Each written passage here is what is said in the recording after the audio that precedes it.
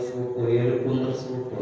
ಮನೆ ಭಾಳ ದೊಡ್ಡ ಇರ್ತಾವ, ಮನಸ್ಸು ಭಾಳ ಸಣ್ಣದಿರ್ತೈತಿ ಅನ್ನುವಂಥದ್ದು ನಮ್ಮ ಗ್ರಾಮೀಣ ಪ್ರದೇಶದ ಸೊಗಡು ಭಾಳ ವಿಶೇಷವಾಗಿರ್ತಕ್ಕಂಥ. ಯಾಕಂದರೆ ಮಹಾತ್ಮರ ಮಧ್ಯೆ ಬದುಕಿದ್ದೇವೆ ನಾವು, ಮಹಾತ್ಮರ ಸಂಘದಲ್ಲಿ ಬದುಕಿದ್ದೇವೆ.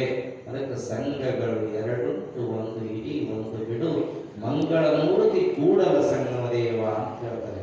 ಆ ಸಂಘ ಏನದ, ಸತ್ಸಂಗ ಏನದಲ್ಲ, ಸದ್ಗುಣಗಳ ಸಂಘ ಏನದಲ್ಲ, ಮಹಾತ್ಮರ ಸಂಘ ಏನದಲ್ಲ, ನಮ್ಮನ್ನ ಒಳ್ಳೆ ಉತ್ತಮ ರೀತಿಯ ಹಾದಿಯಲ್ಲಿ ತೆಗೆದುಕೊಂಡು ಹೋಗುವಂತ ವ್ಯವಸ್ಥೆಗೆ ನಮ್ಮನ್ನು ತೆಗೆದುಕೊಂಡು ಹೋಗ್ತತಿ ಅನ್ನುವಂಥದ್ದು.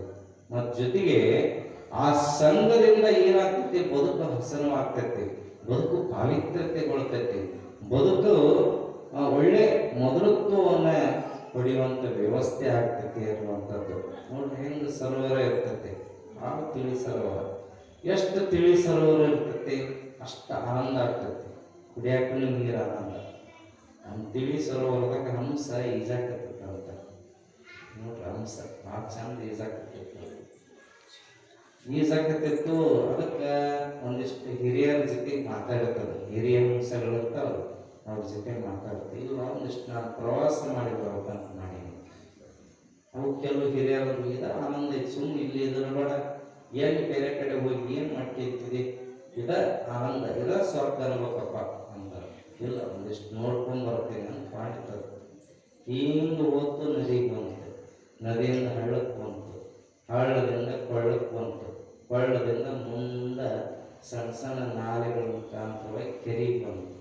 ಕೆರೆಯಾಗ ಚಲೋ ಕೆರೆ, ಅಲ್ಲಿ ಈಸ್ಕೊಂತ ಇನ್ನೊಂದು ಕೆರೆಗೆ ಬಂತು, ಇನ್ನೊಂದು ಕೆರೆಗೆ ಬಂತು, ಇನ್ನೊಂದು ಕೆರೆಗೆ ಬಂತು, ಇನ್ನೊಂದು ಕೆರೆ ಪೂರ್ತಿ ಹೊಲಸು. ಅಲ್ಲಿ ಒಂದಿಷ್ಟು ಉಳ್ಳಾಡಕತ್ತಿದ್ವು, ಅಲ್ಲಿ ಯಾವ ಇರ್ತಾವನ್ನ ಗೊತ್ತಾಗುತ್ತಾರೆ, ಉಳ್ಳಾಡಕತ್ತಿದ್ವು, ಆನಂದ ಪಡಕತ್ತಿದ್ವು. ಇದು ಮೂಗು ಮುಚ್ಕೊಂತದ್ದು ಹಂಸ, ಮೂಗು ಮುಚ್ಕೊಂತ ಏನು ಇಂಥದ್ರಾಗ ಈಜಾಡ್ತಾವ ಇವು, ಇವಕ್ಕೇನು ತಿಳುವಳಿಕೆ ಇರ್ತಲ್ಲ, ಇವು ನಾವು ಒಂದಿಷ್ಟು ಶುದ್ಧ ಮಾಡಬೇಕು, ಚಲೋ ಮಾಡಬೇಕು ಅಂತ ತಿಳ್ಕೊಂಡು ಅವಕ್ಕೆ ಹೋಗಿ ಹೇಳ್ತೇವೆ, ನಮ್ಮ ಇದ್ರಾಗ ಯಾಕೆ ಉಳ್ಳಾಡ್ತೀರಿ, ಈ ಕೆಟ್ಟದ್ರಾಗ ಯಾಕೆ ಉಳ್ಳಾಡ್ತೀರಿ, ಬರ್ರಿ ನಮ್ಮ ದೇಶಕ್ಕೆ ಬಂದು, ನಮ್ಮ ದೇಶ ಭಾಳ ಚಲೋ ಐತೆ, ಅಲ್ಲೆಲ್ಲ ಗಿಡ ಮರಗಳು, ಚಂದ ಹೂವು, ಚಂದ ಹಣ್ಣು, ಅವು ಇವು ಜಗ್ಗದ ಅದಕ್ಕೆ ಅವು ಖುಷಿ ಆಗ್ತದೆ. ಖುಷಿಯಾಗಿ ತಡೆ ಅಂದಾಗ ನಮ್ಮ ಹಿರಿಯರನ್ನ ಕೇಳ್ತೀವಿ ಅಂದ್ರೆ, ಹಿರಿಯರನ್ನ ಕೇಳು, ನೋಡು ಹಿಂಗೈತಂತ, ಇಲ್ಲ ಹಿಂಗೈತಿ ಸಂತೋಷ, ಮತ್ತು ಅಲ್ಲಿ ಇದೈತನ್ ಕೇಳೋರ್ನ, ಈ ಹೊಲಸು ಕೆರೆ ಐತಲ್ಲ ಐತನ ಕೇಳು, ಈ ಗಬ್ಬನಾರದೈತಲ್ಲ ಅದೈತನ ಕೇಳು, ಅದು ಕೇಳ್ಬೇಕು, ಇದೈತನ ನಮ್ಗೆ ಇದು ಬೇಕು ಐತನ, ಇಲ್ಲ ಇಲ್ಲ ಅವಾಗಿಲ್ಲ ಅಂತ, ಅವಾಗ ಅದು ಹಿರಿಯ ಹಿಂಸರು ಹೇಳಿದ್ರು, ಇದಿಲ್ಲ ಅಂದ್ರೆ ನಾವು ಬರೋಕ್ಕಾಗಲ್ಲ, ನಾವು ಬರೋಕ್ಕಾಗಲ್ಲ, ತೆಗೆದಿರ್ಬೇಕು. ಯಾವುದು ಒಳ್ಳೆಯದು ಅನ್ನುವಂಥದ್ದನ್ನು ನಾವು ತಿಳ್ಕೋಬೇಕು.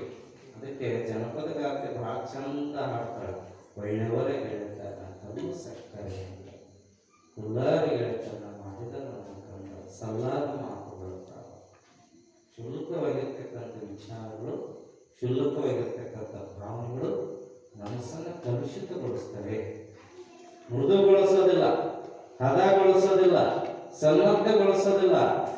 ನೋಡಿ ಎಷ್ಟು ನಮ್ಮಲ್ಲಿ ಭಾಳ ಮಂದಿ ರಾಜ ಮಹಾರಾಜರಾಗಿರ್ಬೋದು, ಮಹಾರಾಣಿಯರಾಗಿರ್ಬೋದು, ಮಹಾತ್ಮರು ನೋಡಿ ಅವರೆಲ್ಲ ಆಳಿ ಹೋದ್ರು, ಅವ್ರು ಯಾರು ಇವತ್ತು ಹೋದಿಲ್ಲ. ಆದ್ರೆ ಮಹಾತ್ಮರು ಇವತ್ತು ಆಗಿದ್ದಾರೆ, ಅವರೆಲ್ಲ ನಮ್ಮ ಮಧ್ಯ. ಅದಕ್ಕೆ ಇವತ್ತು ರಾಜ ಮಹಾರಾಜರು ಮನ್ನನ್ನು ಆಳಿದ್ರೆ, ಮನಸ್ಸುಗಳನ್ನು ಆಳುವಂಥವ್ರು ಯಾರಾದ್ರಿದ್ರೆ ಅದು ಮಹಾತ್ಮರಾಗಿರ್ತಕ್ಕಂಥ ಬಸವಲಿಂಗ ಶಿವಾಚಾರ್ಯರಂಥವರು ತಿಳ್ಕೋಬೇಕು, ಶರಣಪ್ಪನವರಂಥವರು ಅನ್ನೋದನ್ನು ನಾವು ತಿಳ್ಕೋಬೇಕು. ಅದಕ್ಕೆ ಒಬ್ಬ ಚಿತ್ರದುರ್ಗದ ಮಹಾರಾಜ ಪೂಜ್ಯರಾಗಿರ್ತಕ್ಕಂಥ ಜಗದ್ಗುರು ಶಾಂತವೀರ ಮುರುಘರಾಜೇಂದ್ರ ಶಿವಯೋಗಿಗಳ ಹತ್ರ ಬರ್ತಾನಂತ. ಬಂದು ಬುದೇ ನಾನು ಮಠ ಕಟ್ಟಬೇಕಂತ ಮಾಡೀನಿ, ಗುರುಮಠ ಕಟ್ಟಬೇಕಂತ ಮಾಡೀನಿ, ಅರಮನೆ ಕಟ್ಟಬೇಕಂತ ಮಾಡೀನಿ, ಏನು ಕಟ್ಟಲಿ, ಯಾವುದರಿಂದ ಕಟ್ಟಲಿ, ಯಾವ ವಸ್ತುವಿನಿಂದ ಕಟ್ಟಲಿ ಅಂತಂದಾಗ ಮಹಾರಾಜನಿಗೆ ಅಪ್ಪಣೆ ಕೊಡಿಸ್ತಾರ ಅಜ್ಜವರು.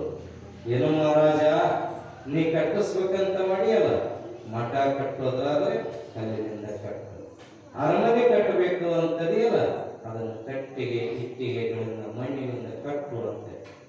ಸ್ವಾಮೀಜಿ, ನೀವು ಮಠ ಕಟ್ಟೋದಾದ್ರೆ ಕಲ್ಲಿನಿಂದ ಕಟ್ಟ ಅಂತಂದ್ರಿ, ಮಣ್ಣಿನಿಂದ ಅರಮನೆ ಕಟ್ಟಂದ್ರಿ ಯಾಕ ಅಂತ ಒಂದು ಪ್ರಶ್ನೆ ಕೇಳ್ತಾರೆ. ನೋಡಪ್ಪ, ಗುರುಮನೆ ಅರಮನೆ ಹಾಳಾದ್ರೂ ನಡಿತೈತಿ, ಮಹಾರಾಜ ಇಲ್ಲಂದ್ರೂ ನಡಿತೈತಿ, ಅರಮನೆಗಳು ಹಾಳಾದ್ರೂ ನಡಿತೈತಿ. ಆದ್ರೆ ಗುರುಮನೆ ಹಾಳಾತಂತಂದ್ರೆ ಸಂಸ್ಕೃತಿನೇ ನಾಶ ಆಗ್ತೈತೋ. ಅದಕ್ಕೆ ನೀನು ಕಟ್ಟೋದಾದ್ರೆ ಕಲ್ಲಿನಿಂದನೇ ಗುರುಮನೆಯನ್ನ ಕಟ್ಟು. ಆ ದೃಷ್ಟಿಯಿಂದ ನಾವು ತಿಳ್ಕೋಬೇಕು, ಮಹಾತ್ಮರು ಯಾವ ನಾಡಿನ ನೋಡಿ ಇವತ್ತಿಗೂ ಸಹಿತ ಅವರು ಇದ್ದಾರೆ ಅಂತಂದ್ರೆ